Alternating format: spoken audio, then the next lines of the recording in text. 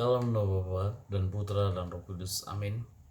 Umat Allah yang terkasih, hari ini Senin 17 Januari 2022. Injil yang kita renungkan dari Markus 2 ayat 18 sampai ayat 22 tentang puasa serta anggur yang baru.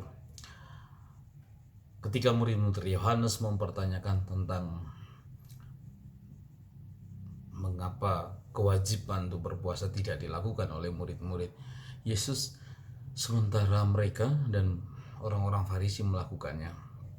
Nah, lalu Yesus memberikan sebuah makna baru tentang puasa, bahwa orang berpuasa atau tidak berpuasa sekarang bersandar atau bergantung dari mempelai laki-laki yang saat itu sedang berpesta, yang saat itu sedang bersuka cita. Maka saatnya ketika bersama-sama dengan mempelai laki-laki tidak ada puasa, yang ada sukacita, yang ada kegembiraan, yang ada pesta. Tetapi nanti akan tiba masanya ketika mempelai laki-laki itu diambil, maka pada saat itulah mereka berpuasa. Nah, tentu makna yang bisa kita tarik ialah bahwa Yesus saat ini menjadi mempelai laki-laki. Dialah mempelai laki-laki bagi bangsa Israel. Para saudara, tentu harus kita pahami bahwa ketika Markus berkata bahwa Yesus adalah mempelai laki-laki, mengingatkan ini akan hubungan antara Allah dan bangsa Israel yang menemui kebaruan hubungan ketika Yesus menggambarkan relasi itu dengan metafora perkawinan, bahwa Allah akan menjadi mempelai pria dan bangsa Israel lalu menjadi mempelai wanita. Dan tentu saja adalah sahabat-sahabatnya, orang yang dekat dengannya, orang yang dekat baik secara jasmani tetapi yang terutama adalah secara rohani. Mereka ialah sahabat-sahabat Yesus itu sendiri. Nah, jadi sekarang makna puasa itu lalu diletakkan pada apakah kita bersama Tuhan kita Yesus atau kita jauh dari Tuhan, atau apakah lalu saya ini ada bersama-sama dengan Dia, apakah hidupku dekat dengan Dia atau hidupku jauh dari Dia. Nah, sudah selayaknya ketika orang-orang lalu menangis ketika ia menjauh dari sang mempelai pria itu, dan saatnya mereka bersuka cita ketika ada proses beriman, proses pemuritan yang semakin hari membawa siapapun itu dengan kesadaran sendiri dan kekuatan rahmat Roh Kudus, membawa dia untuk semakin hari semakin dekat pada sang mempelai itu sendiri. Nah, maka kemudian Tuhan Yesus berkata bahwa anggur baru harus diletakkan pada kantong kulit yang baru. Nah, anggur baru itu melambangkan kabar baik yang dibawa oleh sang mempelai pria ini, yang mana ia tidak bisa diringkaskan dalam kategori wahyu yang sebelumnya, bahwa anggur baru yang dibawa oleh Yesus Kristus ini adalah anggur baru kerajaan Allah yang terungkap tentu saja melalui iman yang aktif yang dilakukan terutama dalam kasih.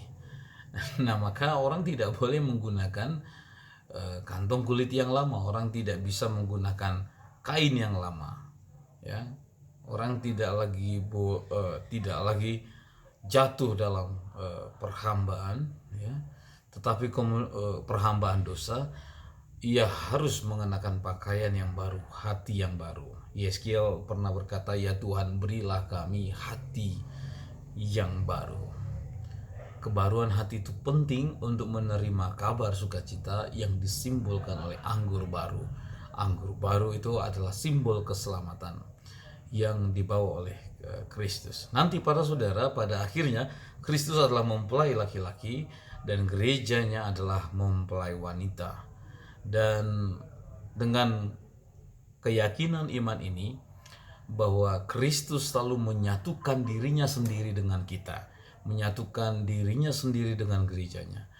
Maka selama kita bersatu dengan Tuhan, tidaklah pantas bagi kita untuk menangis sementara Tuhan ada bersama-sama dengan kita. Nah, sesungguhnya ialah kita hari ini para saudara diminta untuk berpuasa, yaitu menahan diri dari segala bentuk kejahatan, menahan diri atau mengendalikan diri dari segala bentuk keburukan.